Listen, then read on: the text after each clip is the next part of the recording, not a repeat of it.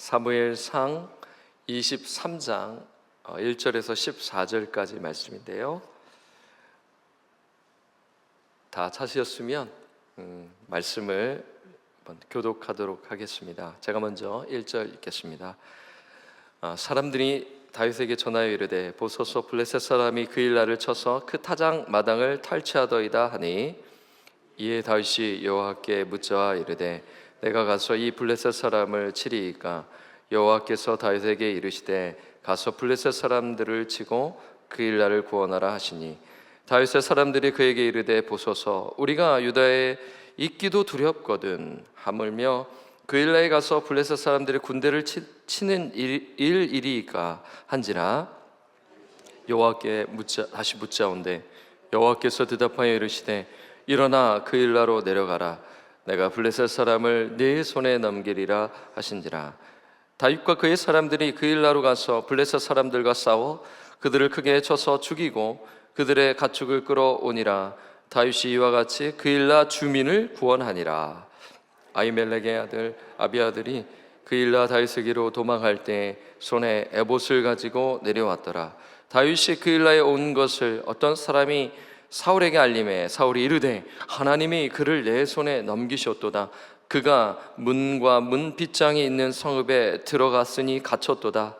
사울이 모든 백성을 군사로 불러 모으고 그 일나로 내려가서 다윗과 그의 사람들을 애워싸려 하더니, 다윗은 사울이 자기를 하려 하는 음모를 알고 제사장 아비아달에게 이르되 에봇을 이리로 가져오라 하고, 사울이 나 때문에 이 성읍을 멸하려고 그 일나로 내려오기를 꾀한 다음을 주의 종이 분명히 들었나이다. 그 일나 사람들이 나를 그의 손에 넘기겠나이까? 주의 종이 들은 대로 사울이 내려오겠나이까? 이스라엘의 하나님 여호와여, 원하건대 주의 종에게 일러 주옵소서 하니, 여호와께서 이르시되 그가 내려오리라 하신지라. 다윗이 이르되 그 일나 사람들이 나와 내 사람들을 사울의 손에 넘기겠나이까 하니, 여호와께서 이르시되 그들이 너를 넘기리라 하신지라.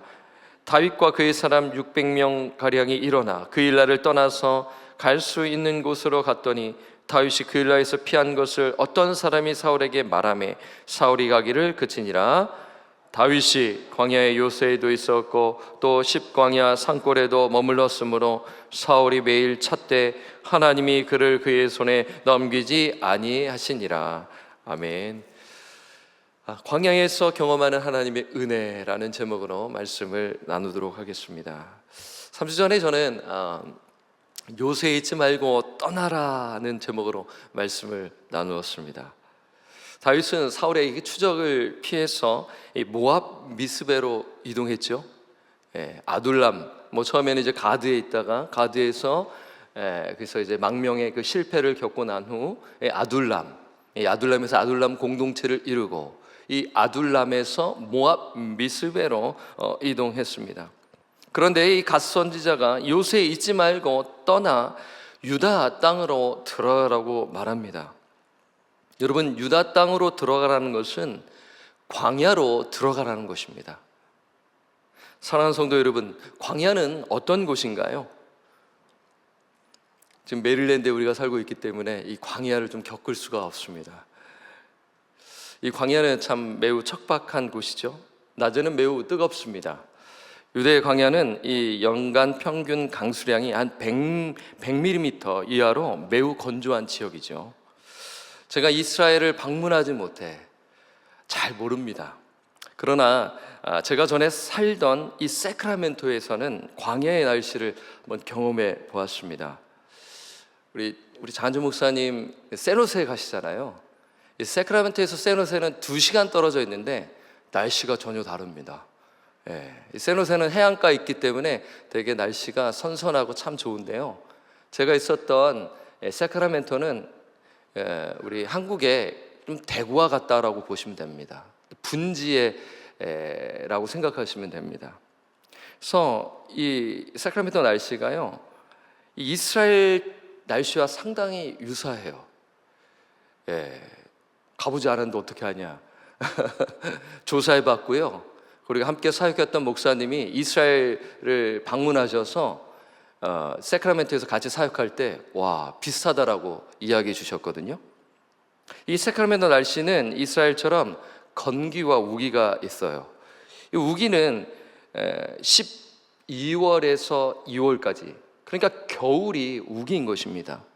세크라멘토가 그래요. 이 기간에 비가 많이 내려서 이때 이제 댐이 있습니다. 세크라멘토에요. 그래서 그 댐에 그 물을 잘 또 가두어서 또 식수로도 사용할 수 있게끔 하지요.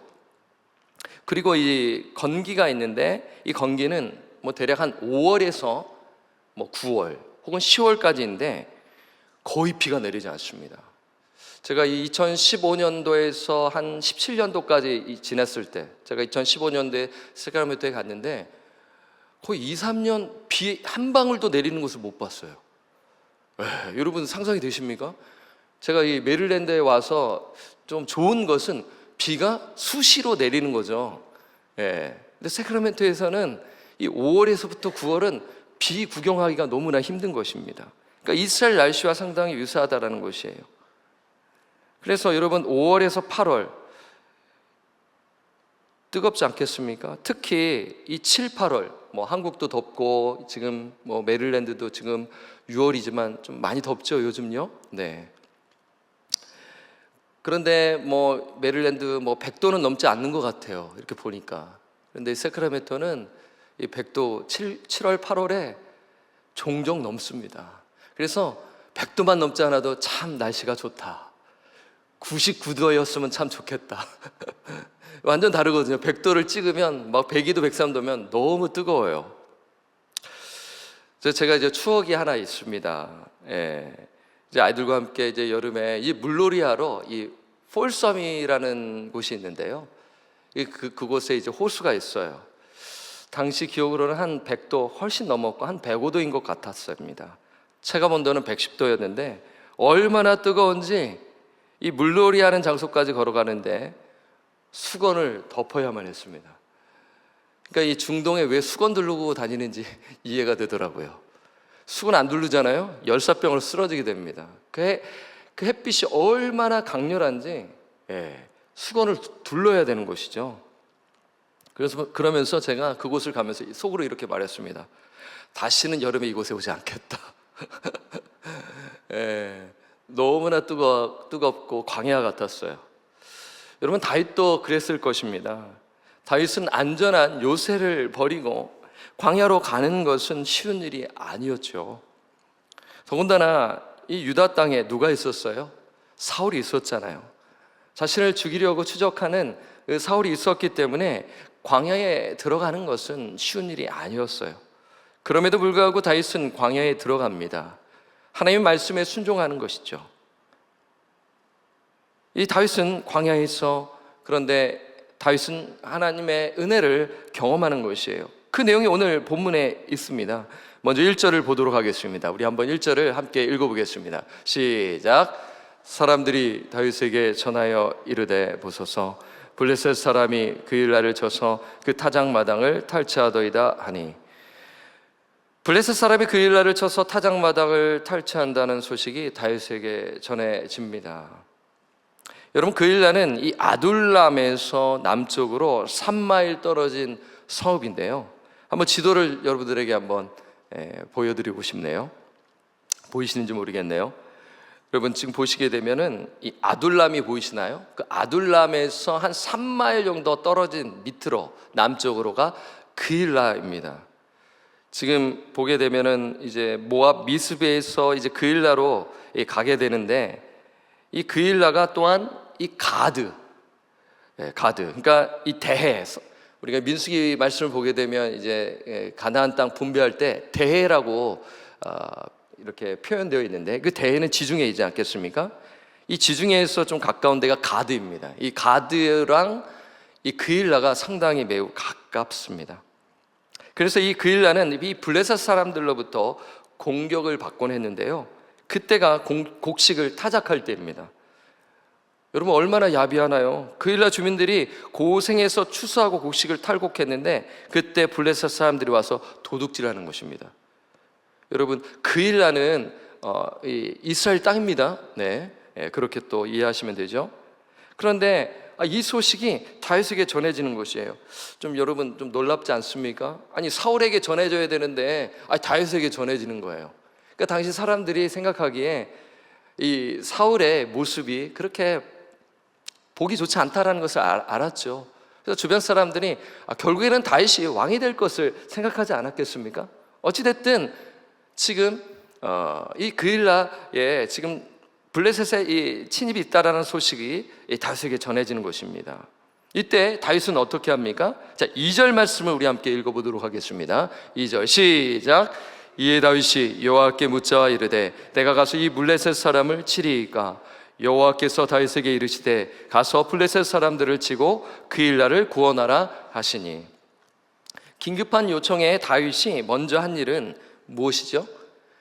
여호와께 묻는 것입니다. 우리 사랑하는 성도 여러분, 이것이 중요하죠.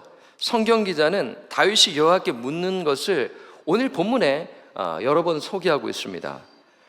사무엘상 23장 4절을 보게 되면 이렇게 표현되어 있습니다. 다윗이 여호와께 다시 묻자온대. 그 다음에 사무엘상 23장 10절에 다윗이 이르되, 그리고 사무엘상 23장 12절에 다윗이 이르되, 이렇게 4차례에 걸쳐 기록되어 있죠. 이 부분이 중요하지 않겠습니까? 이 반복된 단어와 표현은 우리가 성경을 해석하는 데 있어서 중심 주제, central idea를 우리가 찾아내는 데 있어서 참 중요하지 않겠습니까? 왜 중요합니까? 다윗이 그 전에 하나님께 여쭙지 않았기 때문입니다. 다윗은 블레셋 가드로 망명하기 전 하나님께 묻지 않았어요. 묻지 않았습니다. 너무나 두려워서 자신의 생각대로, 자신의 판단대로 이 가드로 다윗은 망명한 것이죠. 그리고 다윗은 아둘람에서 모압 미스베로 갈 때도 묻지 않았어요. 이랬던 다윗이 유대 광야 헤레스풀에서 그일라로 이동하기 전 하나님께 묻는 것입니다. 하나님, 제가 그일라로 블레셋 사람들을 치리이까라며 묻습니다. 여기서 우리는 다윗의 변화된 모습을 발견하게 됩니다. 다윗은 하나님께 묻는 인생으로 살아가게 되는 것이죠. 이걸 다시 말해서 하나님을 의지하는 것입니다. 저와 여러분, 우리가 예수를 믿고 변화된 모습 가운데 하나는 하나님의 뜻을 구하는 것입니다. 우리가 예수를 믿었어도 성숙하지 못할 때를 한번 기억해 보세요. 생각해 보세요. 저 역시 그랬습니다. 8살 때부터 신앙생활을 했지만 헌금생활, 교회 절대로 안 빠졌고요. 했는데 그 신앙이 되게 미성숙했습니다. 또 암흑기도 있었어요. 그때 나타날 모습이 감정적이었고 내 기분대로 했고 내 생각대로 했고 또 열정이 있는 거 보면 그 내 열심, 내 열정이었고요. 저의 경험으로 판단하려 한 것이죠. 그러면서 많은 실수와 잘못된 선택을 하게 되는 것이죠. 그래서 다른 사람에게 상처를 많이 준 것입니다. 나름 성실하게 살아서 칭찬은 받았지만 실상은 뭐예요? 하나님께 묻지 않는 인생, 하나님을 의지하지 않는 인생으로 저 역시 살아가는 것입니다. 그러다 말씀의 은혜를 체험한 것이죠. 특히 유학 시절에 하나님의 말씀이 임하는 것을 경험하고 그러면서 조금씩 말씀에 대한 깊은 관심을 갖기 시작하는 때가 있었어요. 그러면서 삶이 조금씩 변화되기 시작하는 것입니다. 그것은 무엇이냐면 하나님의 말씀을 통해 하나님의 뜻을 발견하고 하나님께 묻고 하나님의 뜻을 구하는 삶을 사는 것입니다. 사랑하는 성도 여러분, 저와 여러분은 이러한 삶을 지금 살고 있으신가요? 사랑하는 성도 여러분, 지금 하나님께 묻고 하나님을 의지하고 계시다면 여러분의 인생은 하나님의 임재를 날마다 경험하는 인생인 것이에요. 여러분, 사무엘상을 여러분 묵상하시면 이 사무엘상에 여러 주제가 있습니다. 저는 이렇게 생각합니다. 그 주제 중에 하나는 임재입니다. 하나님의 임재에 대해서 말씀하고 있어요. 사무엘상 1장에 하나님의 임재를 경험하는 인물이 소개됩니다. 남성이 아니라 누구죠? 여성 한나입니다. 한나는 자녀가 없어서 조롱을 당했고 너무나 힘든 삶을 살았어요. 그때 그녀는 하나님께 간절히 기도하고 서원하는 것입니다. 하나님, 저에게 아들을 주시면 그 아들을 하나님께 드리겠습니다. 그녀는 그 가운데, 기도 가운데 하나님의 임재를 경험했어요. 사무엘은 어떤가요? 사무엘 3장을 보면 사무엘은 자신을 부르시는 하나님의 음성을 듣고 반응하지요. 말씀하옵소서, 주의 종이 듣겠나이다. 사무엘은 하나님의 임재를 경험합니다. 그렇지 않습니까?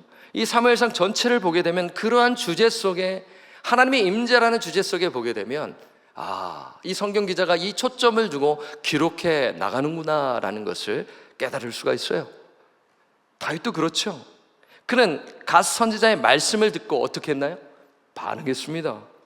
그는 순종했습니다. 광야에 들어갔습니다. 유대 땅에 들어갔습니다. 그리고 그는 하나님께 묻고 의지하는 인생으로 살아갑니다. 다윗은 하나님의 임재를 경험하는 것이죠. 다윗이 하나님께 묻자 하나님은 블레셋을 치고 그 일날을 구하라고 말씀하셨어요. 그런데 다윗의 부하들이 반대하는 것입니다. 3절을 함께 읽겠습니다. 3절 함께 읽죠. 시작. 다윗의 사람들이 그에게 이르되 보소서, 우리가 유대에 있기도 두렵거든 하물며 그 일날에 가서 블레셋 사람들의 군대를 치는 일이리까 한지라. 여기서 다윗의 사람들은 아둘람에서 함께 나온 400명의 부하들입니다. 그들이 다윗에게 이렇게 말하는 것이죠. 유다에서도 두려워하며 살고 있었는데 그 일날에 가서 블레셋을 친다는 것이 말이 됩니까? 라고 강하게 반대하는 것이죠.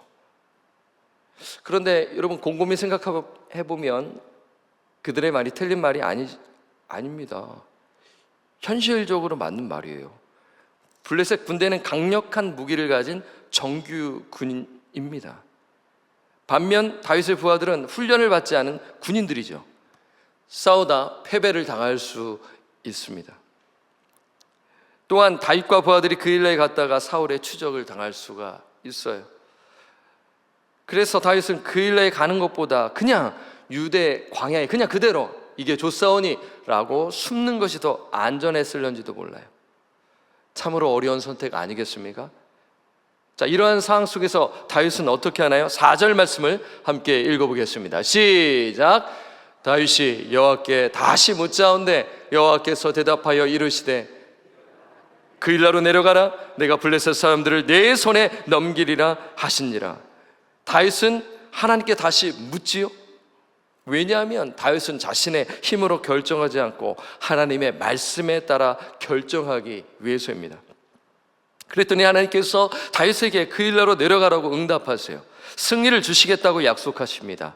다윗은 그 일나에 가서 블레셋을 무찌르고 그 일나 주민을 구원하게 됩니다.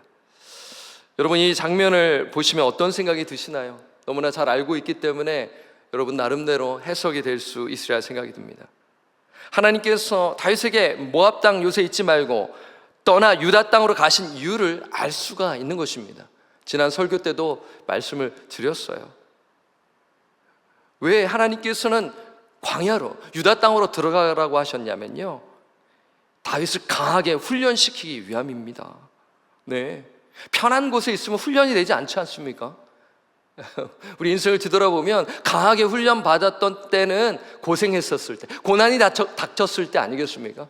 사람이 그렇지 않습니까? 편할 때 그냥 느슨해지고 되게 그 게으름을 피울 수 있는 것이 우리들 아니겠어요?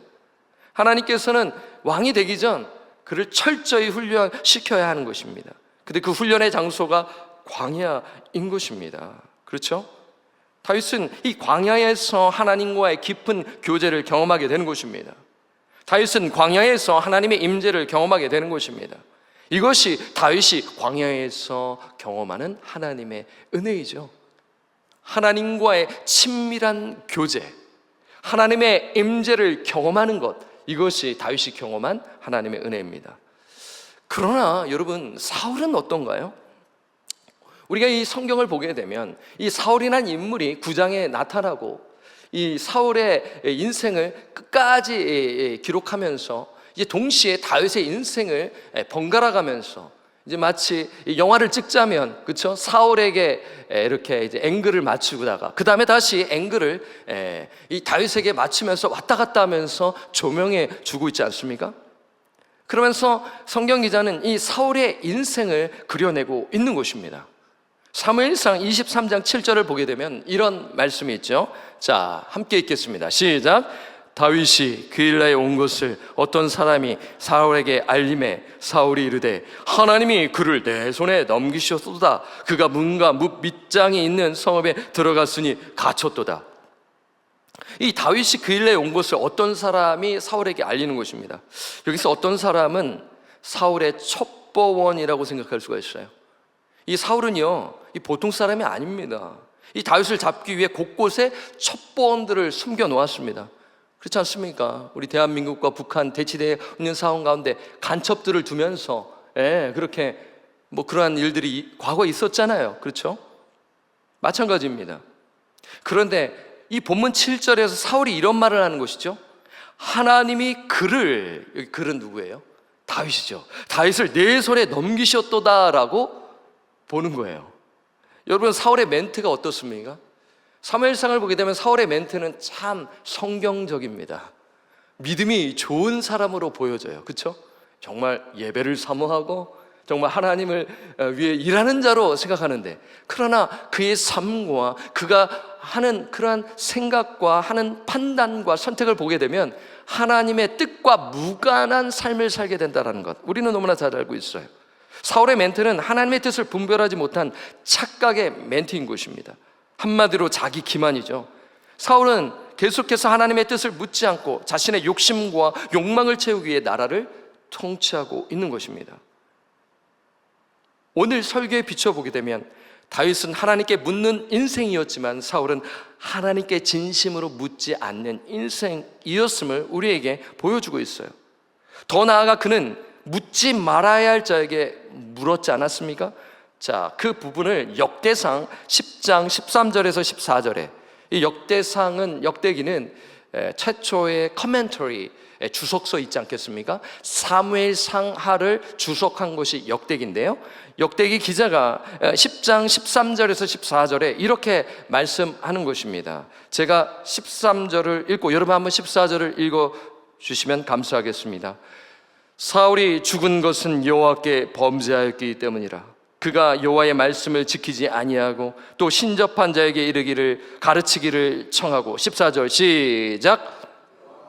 묻지 아니하였으므로 여호와께서 그를 죽이시고 그 나라를 이새의 아들 다윗에게 넘겨주셨더라. 지금 역대기 기자는 사울의 인생을 어떻게 보면 평가하고 해석하고 있는 것이죠. 사울이 죽은 이유가 무엇입니까? 여호와께 범죄하였기 때문이라고 하는데, 그 범죄는 무엇이냐면 하나님의 말씀을 지키지 아니했다, 순종하지 아니했다라는 것이죠. 또한 그는 오늘 방금 읽으셨는데, 그는 하나님께 묻지 아니하고 신접한 자에게, 무당에게 가서 가르치기를 청했습니다. 그래서 여호와께서 사울을 죽이시고 그 나라를 이새의 아들 다윗에게 넘겨주셨다고 그의 인생을 역대기 기자가 평가하고 있는 것입니다. 사랑하는 성도 여러분, 사울의 이름은 히브리어로 샤알입니다. 샤알. 사울 좀 비싸죠? 샤알. 그 이름의 뜻은 묻다입니다. 묻다. 이름에 걸맞게 물어야 되는데, 근데 사울은 하나님께 묻지 아니했어요. 자기 뜻대로 살다가 하나님께 버림을 받은 것이죠. 여러분, 사울의 실패는 무엇입니까? 하나님과의 단절에서 비롯된 것입니다. 자기 고집, 자기 생각, 자기 경험, 자기 열정 위로 뭉쳐있다 보니 하나님의 말씀이 들어가지 않아 튕겨져 나가는 것이죠. 그러니 하나님께 묻지 아니하는 것입니다. 반면 다윗의 인생은 어떤가요? 하나님께 묻는 인생이죠. 그런데 다윗이 어디에서 물었어요? 광야입니다. 모압 미스베 좀 편한 곳에 있었다면 잘 묻지 않았을 것 같아요. 그렇죠? 그러나 하나님께서는 그 인생을 철저히 훈련시켜야 했기 때문에, 묻는 인생으로 살아야 했기 때문에 그를 광야에 내보내시는 것이죠. 광야에서 다윗은 하나님과의 깊은 교제를 경험합니다. 이것이 다윗이 경험한 하나님의 은혜입니다. 또한 다윗은 광야에서 하나님의 보호하심을 경험하죠. 이것이 다윗이 경험한 하나님의 은혜인데, 오늘 본 말씀 사무엘상 23장 14절에 이렇게 말씀하고 있습니다. 자, 23장 14절 우리 함께 읽겠습니다. 시작! 광야에 요새에도 있었고 또 십광야 산골에도 머물렀으므로 사울이 매일 찾되 하나님이 그를 그의 손에 넘기지 아니하시니라. 지금 성경 기자가 다윗의 지금 인생을 해석하고 있죠. 마치 이거 아니겠습니까? 여러분 역사 드라마 보게 되면 나레이터가 몇 년도 누가 있었다라는 그런 나레이터가 있잖아요. 여러분도 그런 역사 드라마를 보게 되면 마지막에 죽었더라 이러면서 고려 왕조가 끝나고 조선 왕조가 시작되었더라 이러한 멘트, 그러면서 인물에 대한 해석을 달지 않겠습니까? 오늘 말씀이 그렇잖아요. 사무엘상 23장 14절에 보게 되면 다윗이 광야에 요새도 있었고 또 십광야 산골에도 머물렀으므로 사울이 매일 찾되, 그러면서 해석이 뭐예요? 하나님이 다윗을 사울의 손에 넘기지 아니하시니라. 다윗이 있는 곳에 하나님이 항상 함께 하셨다. 사울이 매일을 찾았지만 하나님께서 다윗을 사울의 손에 넘기지 아니하셨다. 이것이 다윗이 광야에서 경험한 하나님의 은혜입니다. 사랑하는 성도 여러분, 지금 혹시 광야의 길을 걷고 계신 분 계시나요? 어떤 분은 경제적인 어려움으로 인해, 어떤 분은 진로의 어려움으로 인해, 어떤 분은 질병의 고통으로 인해, 어떤 분은 관계의 어려움으로 인해 광야의 길을 걷고 계시리라 생각됩니다. 제가 청년 사역을 하게 되면 우리 청년들의 고민, 결혼에 대한 정말 그런 부분에서 또 간절하고 또 고민도 되고 힘들어하고 하는 또 청년들도 있고요. 그리고 진로에 대한, 신분 문제에 대한, 이렇게 보면은 그 가운데서 정말 기도의 자리로 나아가는 또 청년들이 있을 때 참 하나님께서 그의 인생을 인도해 주시는구나, 너무 좋더라고요. 그 가운데서 하나님을 찾고 하나님의 인도하심과 하나님의 도우심을 구하는 모습이 도전이 되더라고요. 저도 그걸 보면서 은혜가 되고 같이 기도하면서 이렇게 나아가는 것을 경험하고 있는 것입니다. 오늘 예배에 참석한 우리 성도님들 혹시 지금 광야의 길을 걷고 계십니까? 바라기는 하나님께서 힘든 상황에 놓여있는 우리 성도님들을 위로해 주시기를 바라고요, 평강 주시기를 바랍니다. 또한 간절히 바라는 것은 다윗이 광야에서 하나님의 은혜를 경험한 것처럼 우리 성도님들께서 하나님의 은혜를 경험하시기를 바랍니다. 그것은요, 하나님과의 친밀한 교제입니다. 그리고 하나님의 인도하심과 보호하심이죠. 그리고 저와 여러분이 기억해야 하는 것은, 광야 같은 인생을 살아가는 저희들이 기억해야 하는 것은, 하나님께서 우리를 광야로 인도하시는 것은 하나님만을 의지하도록 하기 위함입니다. 우리의 믿음을 연단하도록 하기 위함입니다.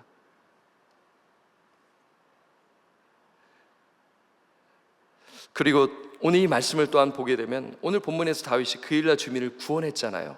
하지만 그일라 주민은 어떠했나요?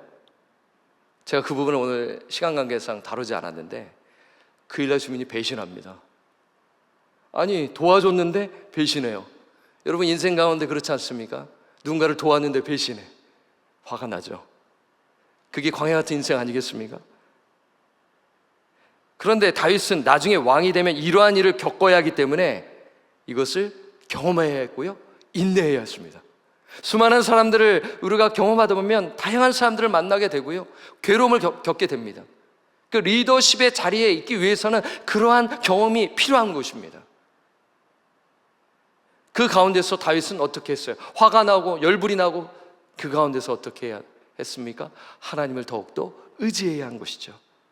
그렇습니다. 하나님께서 다윗을 광야로 보내신 것은 다윗이 오직 하나님만을 의지하도록 하기 위한 것입니다. 그래서 우리가 이제 시편 기자의 말씀을 우리가 한번 보고 말씀을 맺도록 하겠습니다. 시편 기자가 이렇게 말씀합니다. 146편 3절 제가 읽겠습니다. 귀인들을 의지하지 말며 도울 힘이 없는 인생도 의지하지 말지니 4절 그의 호흡이 끊어지면 흙으로 돌아가서 그날에 그의 생각이 소멸하리로다. 5절 함께 읽겠습니다. 시작. 하나님을 자기의 도움으로 삼으며 여호와 자기 하나님에게 자기의 소망을 두는 자는 복이 있도다. 아멘. 광야 같은 세상 속에서 또 광야 같은 인생을 살아가시는 우리 성도님들, 다윗처럼 하나님과 깊은 교제를 누리시고요, 하나님의 보호와 인도하심을 받으시고 하나님만을 의지하며 사시는 저와 성도님들 되시기를 주님의 부탁드리고 간절히 축원합니다.